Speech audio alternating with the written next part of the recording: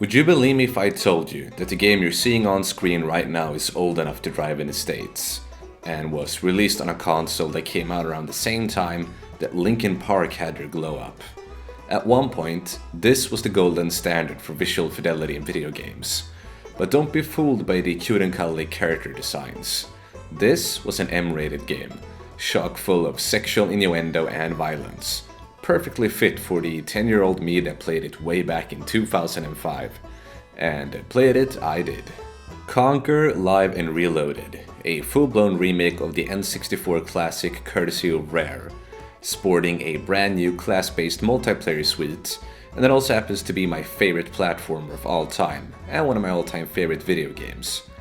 Though definitely tainted by a handful of gameplay issues, I don't think I can stress enough how stupidly varied and creative this game is.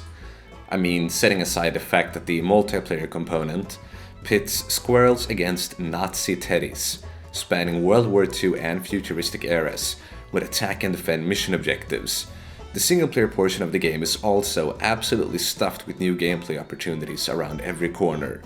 Platforming, puzzle solving, racing, boss battles, shooting, shitting on people as a transformed bat and feeding them to a vampire. Yeah, this game runs the gamut. And it's also funny, absurd, and just so unbelievably goddamn fun. In Conker, you play as the titular Conker, who wakes up after an all-night bender with your first mission being to cure your hangover. You're quickly introduced to basic platforming mechanics and the less than impressive combat. But it's not before long that the game's hub area opens up and sends you down a multitude of different adventures, complete with bizarrely memorable characters that you'll meet along the way. Elsewhere, the Panther King that rules this unnamed land is in dire need of a new leg for his throne table, and it turns out that a squirrel is the perfect fit. Thus, the race to capture Conker is on, and his journey to meet up with his girlfriend Barry is chock full of strange tangents and classic movie references, such as Saving Private Ryan, The Matrix, Terminator, etc. At its core, Conker shares a lot of similarities to its brethren from the platforming heydays. Charge jumps and double jumps, albeit with a propeller maneuver here, will feel instantly familiar if you played something like Mario 64. Tack on swimming, some light shooting elements, and dirt basic melee combat, and you have a pretty good repertoire of moves at your disposal. The aforementioned variety is really what shines though, as the game constantly brags about its inclusion of context-sensitive mechanics that allow Conker to make use of whatever the situation calls for. The environments are also richly detailed, and they too are incredibly diverse. A spooky mansion section where you play as Van Helsing precedes an entire World War II section, and that's all after you've navigated through an elongated cave level and fought a giant poop monster. Setting aside some really awkward animations, a lot of the game's visual presentation has held up remarkably well, and the voice acting also boasts a ton of charm, even if the humor is at times more stupidly juvenile than it has to be. But it's a reminder of a bygone era nonetheless, way before the idea of political correctness was even a thing in video games. Conker is at times also a bit of a difficult game. I think we've kind of made the Dark Souls platformers. Got him! There are no waypoints guiding you towards your next destination, and certain sections will require a lot of trial and error to figure out effectively. And the slightly cumbersome controls also serve as a bit of a handicap during particularly challenging moments. And at one point, the game even mandates you to backtrack all the way to the beginning without outright telling you so. And as a kid, I remember spending an absurd number of hours beating the game as a result of some of its obtuse elements.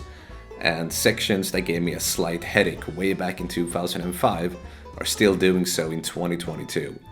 Make no mistake, the campaign is an absolute blast with some truly memorable tidbits, even if not every level or detour is of the same high quality.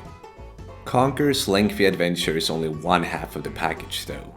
An entire multiplayer component that riffs off of Return to Castle Wolfenstein makes an appearance, and it's shockingly deep. Granted, the multiplayer has a very steep learning curve with a lot of classes to play around with, all sporting different gadgets and abilities, with one new item per class being added if you pick up an upgrade orb. You can play custom matches with bots, and they're not all that shabby. There's even a fully fledged mini-campaign for the multiplayer that begins with World War II era D-Day and eventually concluding in a distant future, where everything has a new coat of paint but remains functionally the same. The shooting is admittedly a little bit clunky, and some classes feel way too overpowered, but as an added bonus, it's a whole lot of fun. I haven't played Conker Live and Reloaded in well over 15 years, and it's hard to describe the absolute nostalgia overdose I treated myself to upon returning to this game. Yes, some sections are incredibly frustrating and tedious. The camera is often less than ideal, and some other old school quirks from the 6th console generation do rear their head every once in a while. Still, I can't stress enough how good it felt to return to this game after so long and have a chance to replay it as an adult. Especially now that I understand more of its crass humor that flew way over my head my first go around. And the only thing missing now is either a full remake of this game for the Xbox Series X or a new Conker game altogether. Either way, Conker's return is long overdue, and I'll keep hoping we'll see him in some shape or form sooner rather than later. Thank you for watching.